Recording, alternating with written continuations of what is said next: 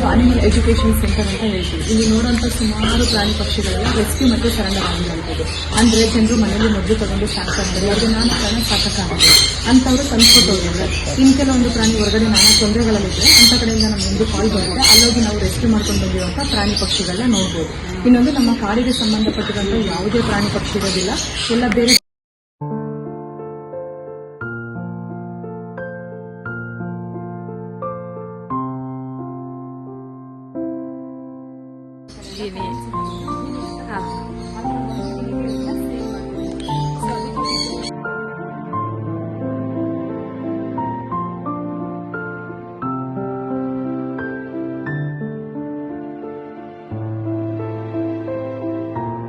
ಮುಳ್ಳಂದಿ ಇರ್ಬೋದು ಅಂತ ಅನ್ಕೊಂತಾರೆ. ಆದ್ರೆ ಮುಳ್ಳಂದಿ ಅಲ್ಲ, ಮುಳ್ಳಂದಿ ಬಂದು ಒಂದು ಬೆಕ್ಕಿಗಿಂತ ದೊಡ್ಡದಾಗಿರುತ್ತೆ.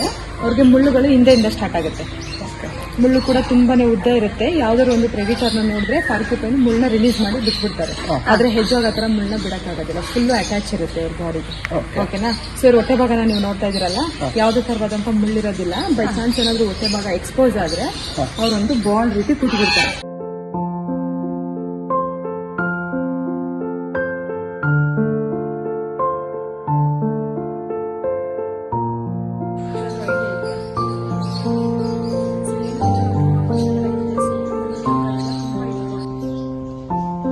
ಸೊ ಇವ್ರನ್ನ ಇನ್ನೊಂದು ನಾವು ಆರ್ಬೋರಿಯಲ್ ಅನಿಮಲ್ ಅಂತ ಕೂಡ ಕರಿತೀವಿ. ಯಾಕೆ ಅಂತ ಹೇಳಿದ್ರೆ ಹೆಚ್ಚಿನ ಕಾಲ ಮರದ ಮೇಲೆ ವಾಸ ಮಾಡುವಂತ ಜೀವಿ, ಅದರಿಂದ ಅವ್ರನ್ನ ನಾವು ಆರ್ಬೋರಿಯಲ್ ಅನಿಮಲ್ ಅಂತ ಕರಿತೀವಿ. ಸೊ ಇಲ್ಲಿ ನೋಡ್ತಾ ಇದ್ದೀರಲ್ಲ, ಸೊ ನಿಮ್ಗೆ ನೋಡೋದಕ್ಕೆ ಶಾರ್ಪ್ ಕಾಣ್ತಾ ಇದೆಯಾ? ಬಟ್ ಇದು ಶಾರ್ಪ್ ಆಗಿರೋದಿಲ್ಲ. ಇದನ್ನ ನಾವು ಸೂಡೋಸ್ಪೈನ್ಸ್ ಅಂತ ಕರಿತೀವಿ. ಅಂದ್ರೆ ನೋಡೋದಕ್ಕೆ ಶಾರ್ಪ್ ಕಾಣುತ್ತೆ, ಫೇಕ್ ಆಗಿರೋಂಥ ಮುಳ್ಳುಗಳು. ಇವ್ರು ಹೆಚ್ಚಿನ ಕಾಲ ಮರದ ಮೇಲೆ ವಾಸ ಮಾಡೋದ್ರಿಂದ ಯಾವುದೇ ಒಂದು ಪಕ್ಷಿ ಅವ್ರನ್ನ ಈ ತರ ಕ್ಯಾರಿ ಮಾಡಬಾರ್ದು ಅಂತ ಹೇಳಿ ಫೇಕ್ ಆಗಿರೋಂಥ ಮುಳ್ಳುಗಳನ್ನ ಕ್ರಿಯೇಟ್ ಮಾಡ್ಕೊಂಡಿರ್ತಾರೆ. ಓಕೆನಾ? ಅದನ್ನ ಸೂಡೋಸ್ಪೈನ್ಸ್ ಅಂತ ಕರಿತೀವಿ. ಸೊ ಇನ್ನೊಂದು ನೀವು ಇಲ್ಲಿ ಅಬ್ಸರ್ವ್ ಮಾಡ್ಬೋದು, ಇಲ್ಲಿ ಕೆನ್ನೆ ಹತ್ರ ಇದೆಯಲ್ಲ, ಇದನ್ನ ಜೋಲ್ಸು ಮತ್ತೆ ಇದನ್ನ ಡ್ಯೂಲ್ಯಾಪ್ಸ್ ಅಂತ ಕರಿತೀವಿ. ಓಕೆನಾ? ಸೊ ಏನು ಅಂತ ಹೇಳಿದ್ರೆ ಗಂಡು ಇಗ್ವಾನಗಳಿಗೆ ಇನ್ನೂ ಜಾಸ್ತಿ ಇರುತ್ತೆ, ಒಂದು ಫೀಮೇಲ್ ಅಟ್ರಾಕ್ಟ್ ಮಾಡೋದಕ್ಕೆ ಅಥವಾ ಇನ್ನೊಂದು ಮೇಲ್ಗೆ ಡಾಮಿನೆನ್ಸ್ ತೋರಿಸೋದಕ್ಕೆ. ಎಲ್ಲಿ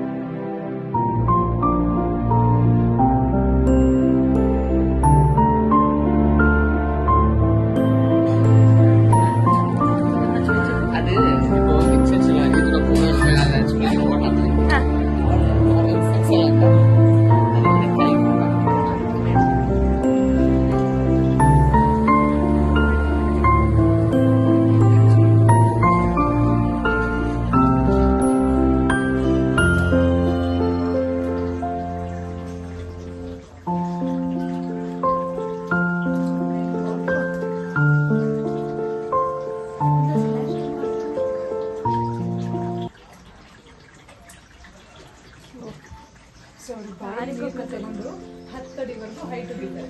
ಅವ್ರಿಗೆ ಫೋರ್ಸಿಗೆ ಹುಳ ಏನಾದ್ರು ಕೂತಿದ್ರೆ ಅದು ಬ್ಯಾಲೆನ್ಸ್ ഇതാ നിന്നെ നോക്കിട്ട് അത് പേടിക്കോ?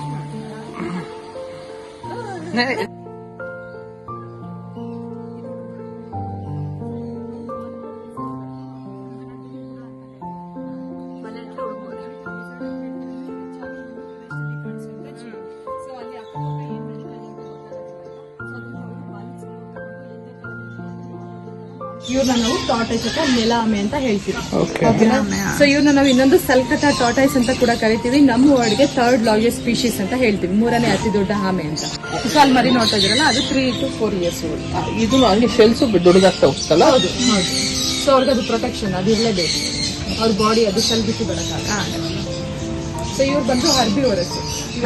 ಟರ್ಟಲ್ ಮತ್ತೆ ಟೆರಾಪಿನ್ ನೋಡ್ದಲ್ಲ, ಅವರು ಮಿಶ್ರಾಹಾರಿ, ಬಟ್ ಇವ್ರು ಹರ್ಬಿವರಸ್. ಕೂಡ ನಾವೊಂದು ಆಕ್ಸಿಡೆಂಟ್ ಅಲ್ಲಿ ರೆಸ್ಕ್ಯೂ ಮಾಡಿದ್ವಿ. ಸೊ ಸೊ ಅಲ್ಲಿ ಬ್ಲ್ಯಾಕ್ ಇದಾನಲ್ಲ ಅವನ ಹೆಸರು ಬಂದು ಥಾರ್ ಅಂತ. ಥಾರ್. ಥಾರ್ ಅವ್ನಿಗೊಂದು ಕಾಲ್ ಇರೋದಿಲ್ಲ, ಆಕ್ಸಿಡೆಂಟ್ ಅಲ್ಲಿ ಕಳ್ಕೊಂಡಿರ್ತಾನೆ. ಸೊ ಅಂತ ಕಡೆಯಿಂದ ಫೋನ್ ಕಾಲ್ ಬಂದಾಗ ನಾವು ಅಲ್ಲೋಗಿ ರೆಸ್ಕ್ಯೂ ಮಾಡ್ಕೊಂಡು ಬಂದು ಇಲ್ಲೇ ರಕ್ಷಣೆ ಮಾಡಿರೋಂಥದ್ದನ್ನ ನೋಡ್ಬೋದು. ಸೊ ಇವಳ ಹೆಸರು ಬಂದು ಸುಂದ್ರಿ ಅಂತ. ಸುಂದರಿ ಅಂತ ಗಲೀಜೇನಿಲ್ಲ, ಓಕೆನಾ. ಸೊ ಇನ್ನೊಂದು, ಇವರು ಒಂದು ಮನೆ ಫುಲ್ಲು ಗಲೀಜ್ ಮಾಡೋದಿಲ್ಲ, ಪೂ ಮತ್ತೆ ಪೀ ಮಾಡಿ ಎಲ್ಲ ಗಲೀಜ್ ಮಾಡೋದಿಲ್ಲ. ಒಂದು ಜಾಗ ಅಂತ ಹೋಗಿ ಅಲ್ಲೇ ಎಲ್ಲ ಟೈಮಲ್ಲಿ ಪೂ ಮತ್ತೆ ಪೀನ ಮಾಡ್ತಾ ಇರ್ತಾರೆ. ಸೊ ಇನ್ನೊಂದು ಅವ್ರ ಮೂಗ್ನ ನೀವು ಅಬ್ಸರ್ವ್ ಮಾಡಿ, ಒಂದು ಹಗ್ಯೋದಕ್ಕೆ, ಒಂದು ಮಣ್ಣನ್ನ ಈ ಥರ ಎತ್ತೋಡೋದಕ್ಕೆಲ್ಲ ಜಾಸ್ತಿ ಮೂಗ್ನ ಯೂಸ್ ಮಾಡ್ತಾ ಇರ್ತಾರೆ. ಕುರಿಗಳಿದೆ. ಸೊ ಮೇಕೆ ಎಲ್ಲ ನೋಡಿದ್ರಲ್ಲ, ಏನ್ ವ್ಯತ್ಯಾಸ ಇರ್ಬೋದು ಮೇಕೆಗಳಿಗೂ ಕುರಿಗಳಿಗೂ? ಬ್ಲಾಂಕೆಟ್ ತರ ಇದೆ. ಹೆಂಗ್ ಕೇಳಿದ್ರೆ ಮ್ಯಾಕೆಗೆ ಬಂದ್ಬಿಟ್ಟು ಸ್ವಲ್ಪ ಮಾಂಸ ಹಾಗೆ ಓಕೆ. ಸೊ ಇನ್ನೊಂದು, ಇವ್ರಿಗೆ ಫರ್ ಅದನ್ನ ರಿಮೂವ್ ಮಾಡಿದ್ರೆ ಹುಲ್ ಅಂತ ಹೇಳ್ತೀವಿ. ಸೊ ಅದು ಜಾಸ್ತಿ ಇರುತ್ತೆ. ಹೌದು, ಅದಕ್ಕೆಲ್ಲ ಬ್ಲಾಂಕೆಟ್ ಮಾಡೋದಕ್ಕೆಲ್ಲ ಜಾಸ್ತಿ ಯೂಸ್ ಮಾಡ್ತಾರೆ.